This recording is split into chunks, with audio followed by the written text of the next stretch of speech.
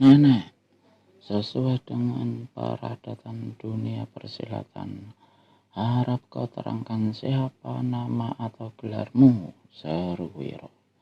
Bakul kentut, kau bisa tanya nanti pada cacing-cacing di liang kubur. Dan si nenek babatkan lagi pohon belimbing di tangannya. Buset, Wiro berkelebat cepat. Si nenek penasaran memandang berkeliling. Lawannya lenyap seperti ditelan bumi. Setan alas, kau lari kemana? Teriak nenek-nenek itu. Di belakangnya terdengar suara tertawa. Nenek-nenek, kurasa matamu belum begitu kabur hingga tak tahu kalau aku berada di sini. Begitu putar tubuh, begitu si nenek hentamkan batang belimbing ke pohon di belakangnya. Kerak! Pohon di tepi jalan patah dan tumbang. Wiro Sableng yang tadi melompat dan berdiri di salah satu cabang pohon itu berkelebat ke pohon lain dan berdiri di salah satu cabangnya sambil tertawa-tawa mengejek. Setan alas, apa kau kira aku tidak sanggup mengejarmu ke atas sana? Teriak seraya melemparkan pohon belimbing ke tepi jalan. Kemudian melompat sebat ke cabang pohon di mana Wiro berdiri. Tapi kejengkelannya jadi bertambah-tambah karena begitu ia menginjak cabang pohon, Wiro sudah lenyap dari pohon itu. Dan bila dia memandang ke bawah, maka dilihatnya si pemuda berdiri bertolak pinggang di jalan kecil, cengar-cengir ke arahnya. Si nenek sampai melengking nyaring saking gemasnya. Dia keruk satu jubahnya dan berteriak, "Pemuda keparat, terima ini." Selusin senjata rahasia yang berbentuk paku hitam dan melesat ke arah Wiro Sableng dalam bentuk lingkaran. Wiro pukulkan tangan kanannya ke atas. 6 paku mental jauh, sedang 6 lainnya amblas ke dalam tanah. Saat itu pula si nenek turun ke tanah sambil kembali dan kirimkan serangan berantai ke arah Wiro. "Nenek, ilmumu memang tinggi, tapi aku tak begitu suka bertempur dengan orang lain tanpa alasan. Apalagi kalau tidak tahu asal usul dan namanya. Pemuda sialan, jangan jual kentut. Kau tak akan kulepaskan hidup-hidup." Hardik si nenek. Kembali dia kirimkan selusin paku hitam dan susul dengan serangan berantai. Wiro angkat kedua tangannya.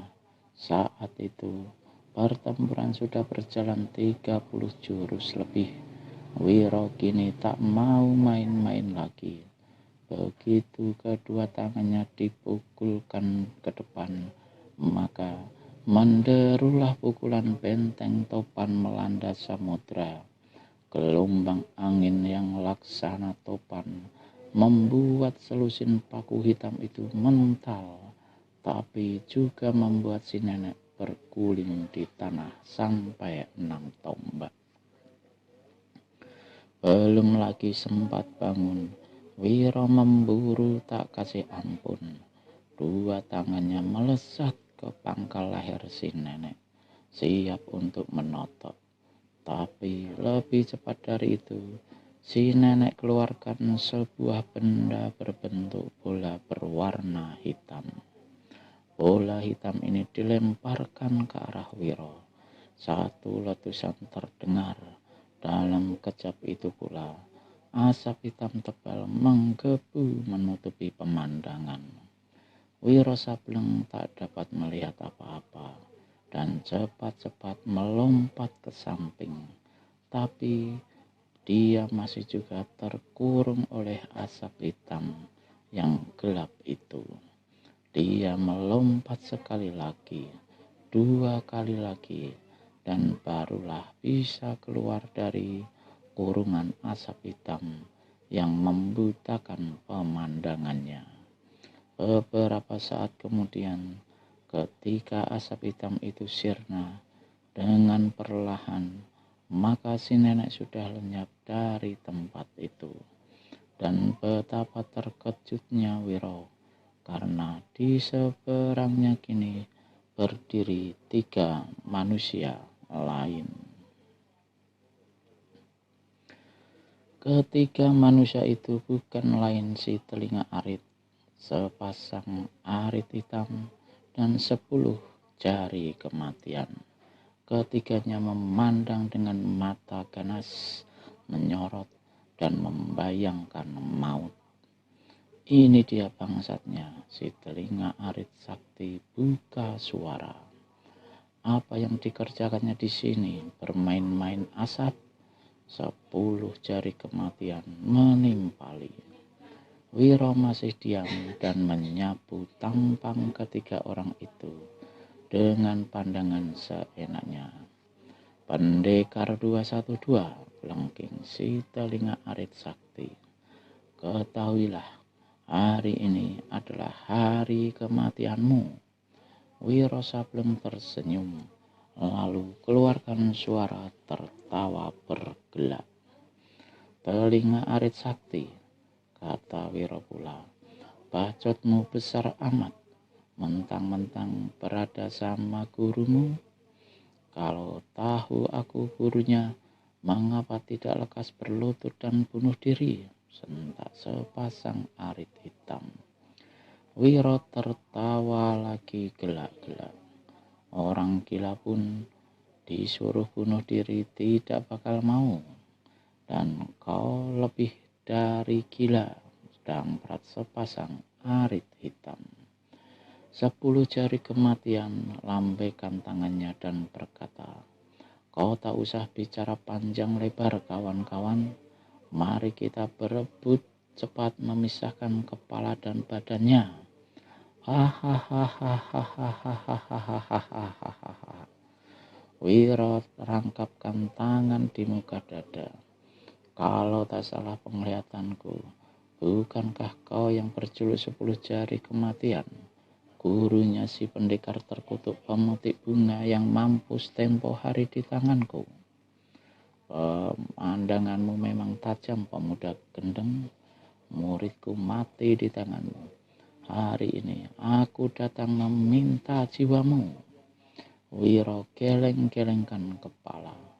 Katanya, akhir-akhir ini banyak sekali manusia-manusia yang begitu inginkan jiwaku. Sebut-sebut segala urusan jiwa, seakan-akan jiwanya sendiri adalah jiwa yang bersih polos. Jangan pidato, bentak pasang arit hitam. Siapa bilang aku pidato? Sahut Wiro ketus. Aku cuma bicara biasa. Kemudian Wiro berpaling pada 10 jari kematian. Dengar 10 jari kematian, katanya. Muridmu seorang manusia bernafsu besar doyan perempuan kelas 1. Bagaimana kalau hari ini ku berikan seorang perempuan cantik padamu? Apakah kau bersedia melupakan urusan kita? Merahlah para 10 jari kematian. Darah di kepalanya mendidih mendengar ejekan itu. Dia maju 1 langkah. Kau memang tak layak hidup lebih lama, bentaknya. Kelima jari-jari tangan kanannya dicentikkan ke depan. 5 sinar hitam yang menggigitkan melesat mengeluarkan suara menggaung. Inilah ilmu jari penghancur sukma yang dahsyat. 1 jentikan saja ganasnya bukan main, apalagi sekaligus 5 jentikan. Dan dilancarkan oleh tokoh penciptanya sendiri yang berilmu tinggi. Dengan cepat Wiro melompat ke udara. 4 larikan sinar hitam berhasil dihindarkannya. Tapi sinar yang kelima tak sanggup dielakkan. Sinar ini menyapu kaki kiri Wiro. Wush! Kaki kiri itu dengan serta-merta menjadi hitam. Wiro Sableng berguling di tanah, merintih kesakitan. Meski tubuhnya kebal segala macam racun, namun dia masih khawatir. Begitu jatuh dengan cepat, Wiro totok jalan darah dan urat-urat di siku kaki kirinya. Dengan terpincang-pincang, Wiro bangkit berdiri. Di saat itu, si telinga arit sakti dan sepasang arit hitam memburu dengan senjata di tangan. Sedang 10 jari kematian melompat cepat menjambak rambut gondrong Wiro Sableng, siap untuk memuntir kepala Wiro. Dengan berteriak nyaring, Wiro gerakkan tangan kanan untuk cabut kapak maut naga geni 212. Tapi si telinga arit sakti yang tahu gelagat segera tendang tangan kanan Wiro Sableng. Krak! Patahlah lengan Wiro, tubuhnya terhempas ke tanah. 3 buah arit masing-masing, 2 di tangan sepasang arit hitam dan 1 di tangan si telinga arit sakti, menderu siap untuk membuat tubuh Wiro Sableng menjadi 4 kutungan. Sedang jambakan 10 jari kematian akan menanggalkan kepalanya dari badan. Wiro Sableng hendak lepaskan pukulan sinar matahari, tapi sudah terlambat, sudah tak ada kesempatan lagi. Tamatlah riwayatku, keluh Wiro. Dipejamkannya kedua matanya menanti saat kematian itu. Hanya beberapa detik lagi tubuh Wiro akan terkutung 4 di babat 3 buah arit sakti. Hanya beberapa detik lagi kepalanya akan tanggal dipuntir.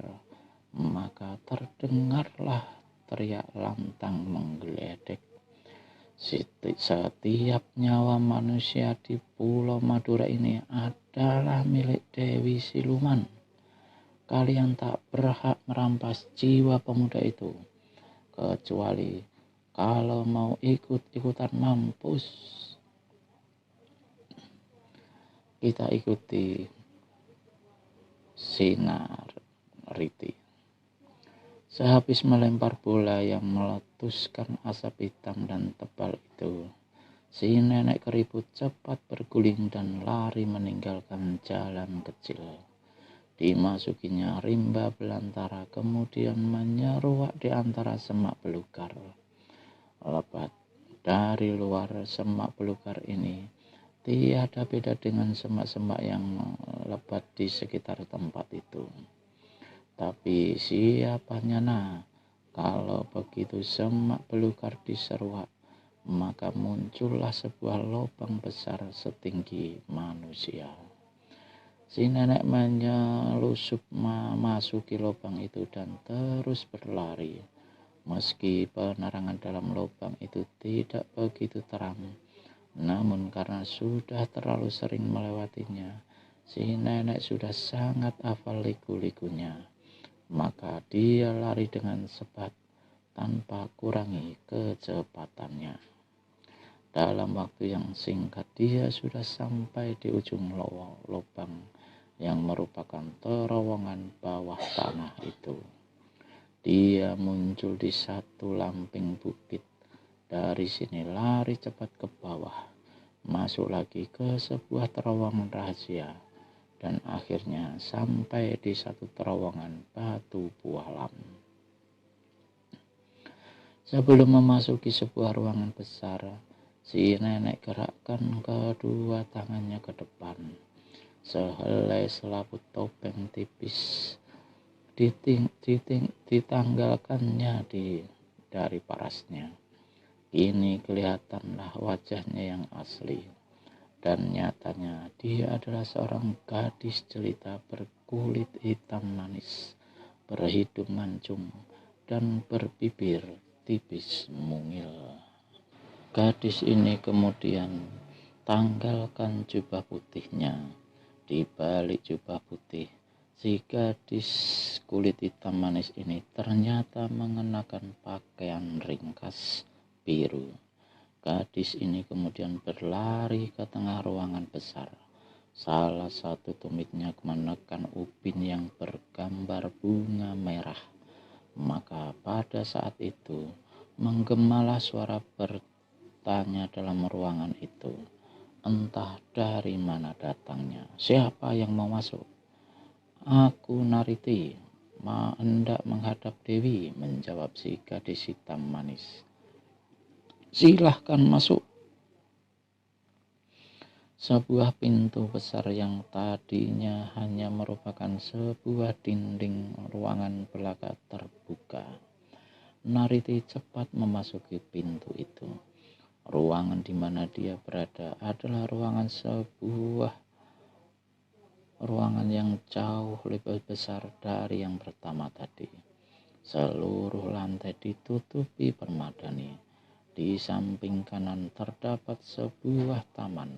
Di tengah taman dihiasi dengan kolam berair biru. Beberapa gadis cantik asik mandi-mandi dalam kolam itu, bersimbur-simburan air dan bergurau sesama mereka.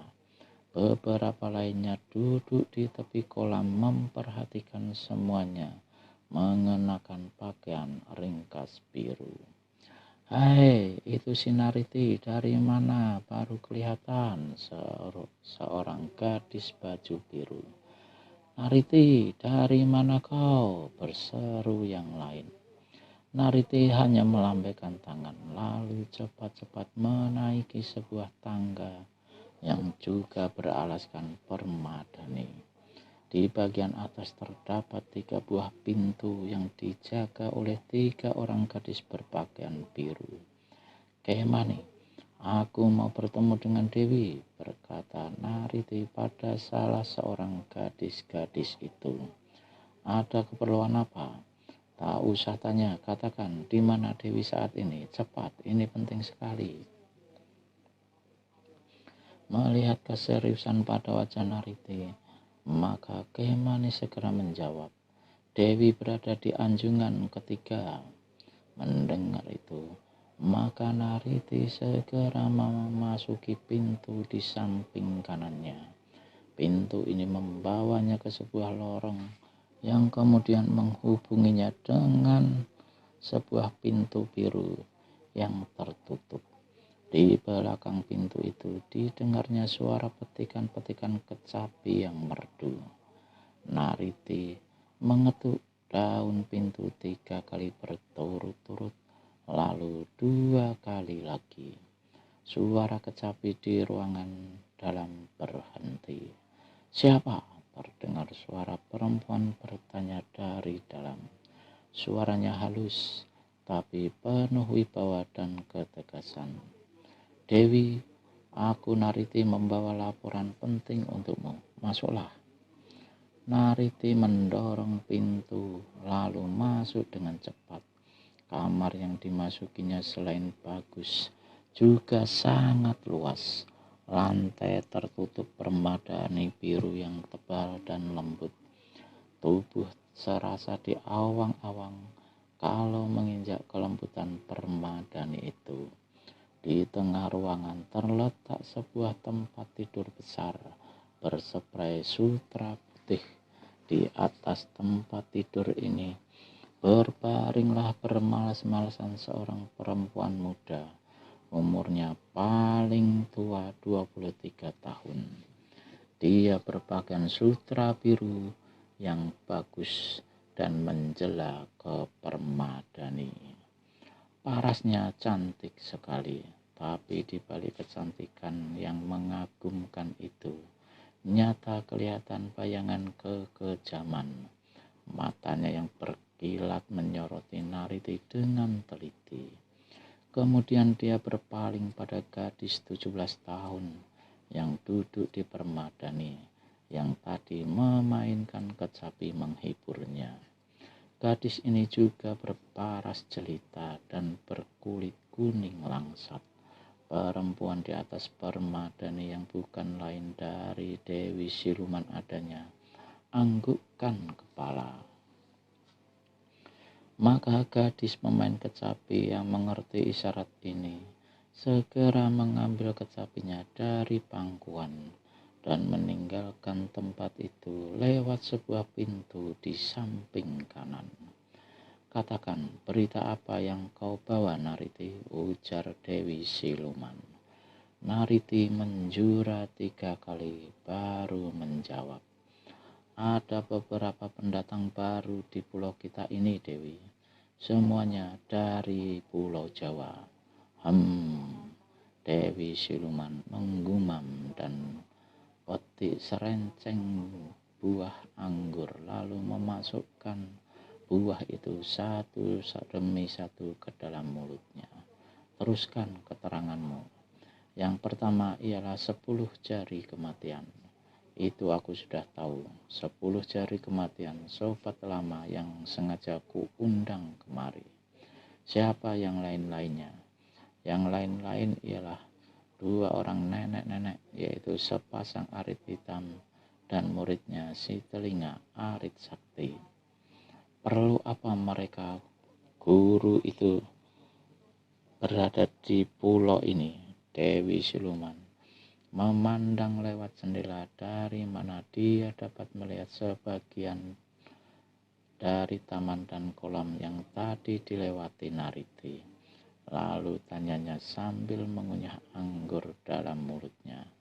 Apa masih ada pendatang yang lain? Ada, Dewi, seorang pemuda sakti. Sepasang alis mata yang hitam dan bagus dari Dewi Siluman naik ke atas. Gerak-geriknya mencurigakan, membuat aku menguntitnya selama 2 hari. Ternyata dia tengah mencari keterangan di mana letak tempat kita ini. Begitu? Menurutmu apakah dia membawa maksud baik atau jahat? Tanya si Dewi Siluman. Pasti maksud jahat, Dewi. Kalau begitu dia mencari jalan ke akhirat, kata Dewi Siluman pula, sambil lemparkan tangkai anggur keluar jendela. Tapi terangkan dulu segala sesuatunya tentang dia. Hampir di setiap tempat dia menanyakan pada penduduk di mana letak Bukit Tunggul, di mana letak sarang kita. Kurang ajar, istanaku disebut sarang, maki Dewi Siluman. Teruskan, Nariti. Tapi penduduk tak satu pun mau beri keterangan. Mereka demikian karena jelas pemuda ini sangat berbahaya bagi kita. Maka dengan menyamarku nantikan dia di jalan kecil di tepi hutan. Sengaja aku duduk di tengah jalan menghalanginya untuk mencari sengketa. Kemudian terjadi pertempuran antara kami, tapi nyatanya dia sakti sekali dan bukan tandinganku. Aku hampir saja dimakan totokannya kalau tidak lekas melemparkan bola asap hitam. Dewi Siluman merenung sejenak. Nariti adalah pembantunya yang memiliki ilmu tinggi. Kalau Nariti tiada sanggup melawan pemuda itu, pastilah si pemuda memiliki ilmu yang hebat. Siapa nama pemuda itu? Bertanya Dewi Siluman. Tak berhasil ku ketahui, Dewi. Nariti, bawa 3 orang kawanmu, cari pemuda itu dan tamatkan riwayatnya sebelum dia bikin susah pihak kita. Perintahmu aku jalankan, Dewi, sahut Nariti. Dia menjura 3 kali lalu melangkah ke pintu. Tunggu dulu, Nariti, berseru Dewi Siluman. Nariti hentikan langkah dan balikkan badan. Ya, Dewi, apakah pemuda sakti itu berparas gagah? Tanya Dewi Siluman. Nariti memandang ke jendela, lalu tundukkan kepala. Kalau dia memberikan jawaban bahwa pemuda itu memang berparas gagah, dia khawatir sang Dewi akan punya prasangka yang bukan-bukan padanya. Karenanya Nariti tak berikan jawaban.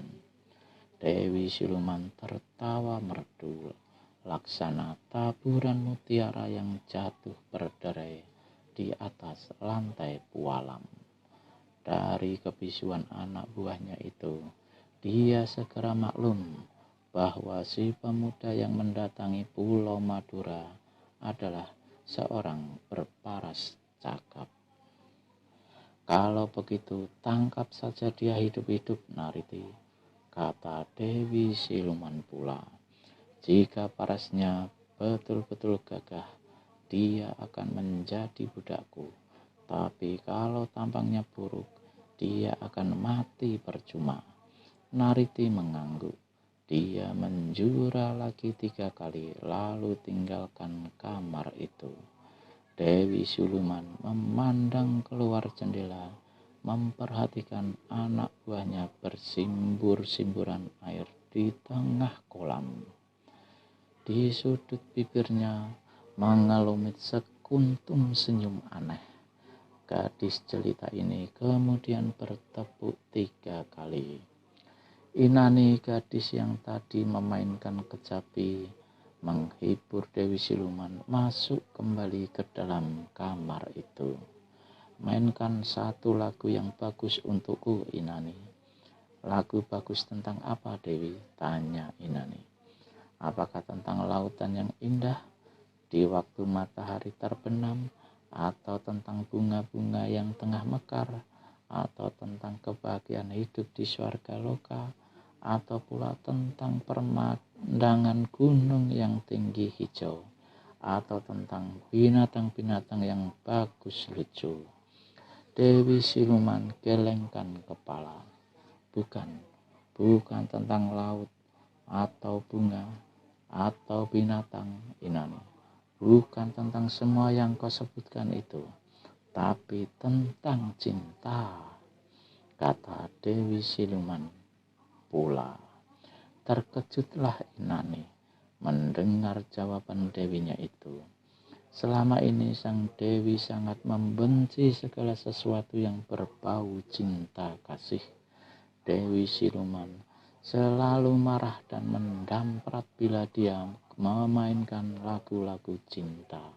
Sekalipun dia memetik kecapi itu seorang diri dalam kamarnya. Dan kini adalah aneh kalau sang Dewi minta dimainkan sebuah lagu cinta. Apakah telah berubah jalan pikiran dan lubuk hati sang Dewi? Ada sesuatu yang terjadi dengan dewinya itu? Untuk lebih memastikan, maka bertanyalah Inani, lagu cinta yang bagaimana, Dewi? Apakah cinta kasih seorang ibu terhadap anaknya, atau cinta kasih Tuhan kepada hamba-hambanya? Jangan sebut-sebut Tuhan, sentak Dewi Siluman. Yang ada di dunia ini adalah kekuatan. Siapa yang kuat, dia akan berkuasa dan bisa berbuat sekehendak hatinya. Jadi Tuhan di dunia ini. Meski dalam hatinya Inani membantah ucapan sang Dewi, tapi karena takut dia tak berani menyatakan pendapatnya itu. Kalau begitu, mungkin Dewi ingin dengarkan lagu cinta antara seorang pemuda dengan seorang gadis, tanya Inani pula. Ya, lagu itulah yang ku inginkan, jawab Dewi Siluman. Maka dengan jari-jari tangannya yang bagus runcing itu, Inani mulai memetik kecapinya menyanyikan sebuah lagu cinta. Petikan kecapi yang membawakan lagu cinta itu menggema keluar kamar sampai ke kolam dan taman di mana anak-anak buah Dewi Siluman tengah mandi-mandi dan duduk-duduk beristirahat. Semua mereka saling berpandangan lalu memutar kepala ke arah jendela di anjungan ketika yang tingginya 40 tombak lebih. Aneh, sejak kapankah Dewi menyenangi lagu cinta-cintaan? Tanya salah seorang dari mereka. Tak ada yang memberikan jawaban. Semua mata diarahkan ke jendela anjungan. Semua telinga mendengarkan. Suara kecapi yang merdu itu memasuki liang-liang telinga para gadis. Laksana air gunung yang sejuk terus mengalir ke hatinya. Betapa indahnya sesuatu yang dipengaruhi oleh cinta. Betapa indahnya bercinta, cinta kasih antara laki-laki dan pemudi. Dan mereka semua adalah gadis-gadis yang selama ini tidak mengenal apa artinya cinta. Di dalam istana Dewi Siluman yang terletak di bawah Bukit Tunggul, itu hidup mereka hanyalah antara sesama gadis, sesama perempuan. Dan kini mendengar lagu cinta kasih itu, hati mereka laksana berontak. Darah mereka menjadi panas. Walau bagaimanapun, mereka adalah manusia-manusia biasa, gadis-gadis yang membutuhkan cinta kasih seorang pemuda, gadis-gadis yang selama ini hidup di alam suasana tertekan, dipaksakan untuk tidak mengenal cinta. Tapi kali ini, melalui petikan kecapi yang dimainkan oleh Inani tanpa disadari, Dewi Siluman secara tak langsung telah memberikan kenyataan pada anak-anak buahnya bahwa sesungguhnya di dunia ini memang ada cinta kasih antara laki-laki dan perempuan. Melalui petikan kecapi itu, Dewi Siluman membuat anak-anak buahnya menjadi sadar bahwa mereka semua adalah makhluk-makhluk hidup, manusia-manusia, gadis-gadis yang membutuhkan kasih seorang laki-laki, membutuhkan peluk dekat dan ciuman mesra seorang pemuda. Lagu itu belum lagi sampai ke ujungnya. Tiba-tiba saja petikan kecapi berhenti dan gadis-gadis yang di kolam serta merta di taman melihat tubuh Dewi Siluman muncul di ambang jendela. "Kalian mendengar apa?" bentak Dewi Siluman marah. Suaranya menggetarkan seluruh istana. "Semua masuk ke kamar masing-masing. Jangan kalian berani memikirkan kehidupan dunia yang bukan-bukan. Siapa yang tak dengar perintah akan menerima hukuman berat." Penuh ketakutan, maka gadis-gadis itu segera tinggalkan kolam dan taman. Sementara itu, Nariti dan 3 orang kawannya dengan cepat meninggalkan istana Dewi Siluman. Mereka mengambil jalan memotong, yaitu melewati lorong-lorong di bawah bukit dan lamping gunung. Ketika Nariti dan 3 kawan-kawannya itu sampai ke jalan kecil di tempat mana dia tadi bertempur dengan Wiro Sableng, maka pada saat itu mereka melihat bagaimana pemuda itu terhampar di tanah. 3 manusia berebut cepat untuk mengirimnya ke akhirat. Yang 2 membacokkan senjata berbentuk arit, sedang yang ketiga hendak memontir dan meninggalkan kepala pemuda itu dari tubuhnya. Dengan serta-merta Nariti berteriak, "Setiap nyawa manusia di Pulau Madura ini adalah milik Dewi Siluman. Kalian tak berhak merampas jiwa pemuda itu, kecuali kalau mau ikut-ikutan mampus. Terkejutlah si telinga arit sakti. Sepasang arit hitam dan 10 jari kematian. Pada saat itu, 4 bayangan biru melompat ke hadapan mereka. Keempatnya ternyata gadis-gadis berparas cantik. Wiro sendiri yang tadi pejamkan mata menunggu detik kematiannya, kali ini membuka kedua matanya itu dan menjadi heran melihat kemunculan 4 gadis itu. Merekalah orang-orangnya Dewi Siluman. Gadis-gadis cantik begini macam sungguh tak dapat dipercaya.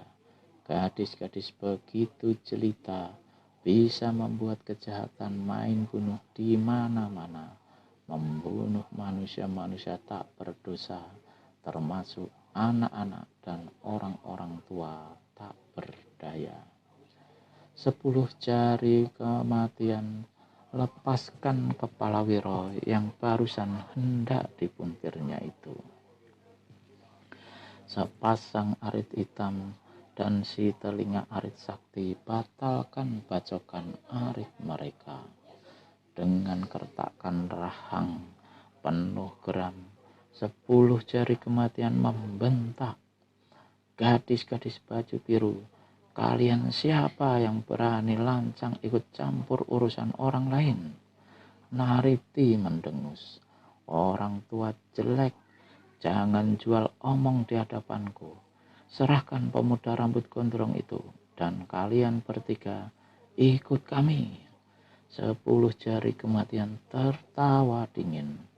Gadis jelita, meski kau seorang bidadari dari kayangan, jangan kira aku yang tua ini berbelas kasihan untuk tidak merusak kecantikanmu itu.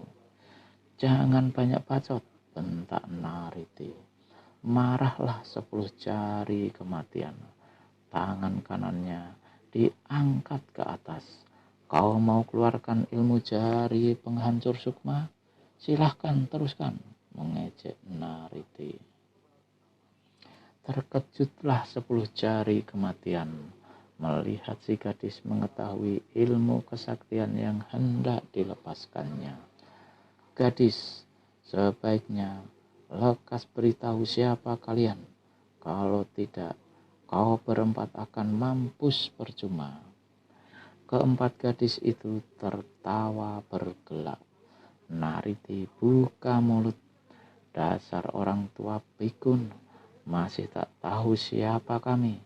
8 penjuru angin dunia persilatan mulai beberapa waktu yang lalu adalah di bawah kekuasaan Dewi Siluman.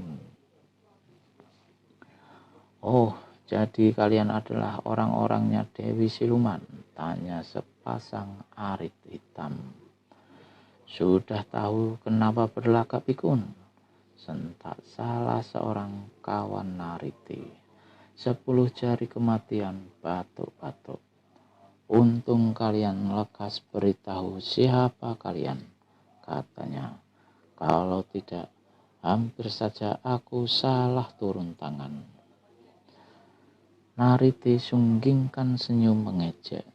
Setelah tahu siapa kami, apakah kalian bertiga tidak mau turut apa yang kami katakan? 10 jari kematian batuk-batuk lagi. Sebetulnya kami masih belum jelas apa yang kalian mau, ujarnya. Nariti menjawab, pemuda yang melingkar di tanah itu serahkan pada kami, dan kalian bertiga ikut ke istana Dewi Siluman.